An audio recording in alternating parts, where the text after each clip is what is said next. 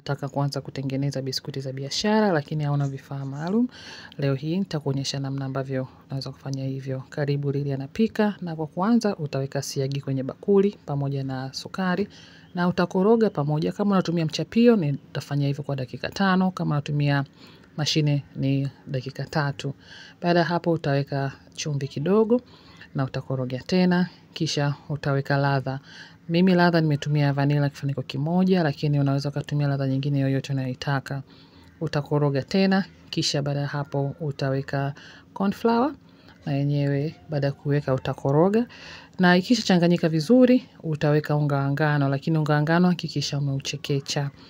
Na yenyewe utaanza kuchanganya pamoja vizuri. Kama unataka kujifunza jinsi ya kutengeneza biskuti za biashara za aina 15 tofauti, basi hakikisha ukosi darasa la online linaloanza tarehe 31 mwezi huu kwa ada ndogo tu ya shilingi 30. Kisha maliza kukanda donge lako, utagawa sehemu mbili, sehemu nyingine utaweka cocoa powder na utaikanda vizuri, na baada ya hapo utachukua donge moja katika kila bakuli na utayaviringisha pamoja kama hivi, na baada ya hapo unaweza kukata biskuti zako kutokana na maumbo ambayo unataka.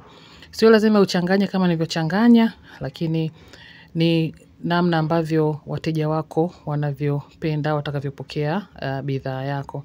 Baada hapo utawasha oven kwa moto, utaweka moto 180 na utazipika hizi biskuti kwa muda wa dakika 15 hadi 18 tu, kisha utazitoa na kuziacha zipoe.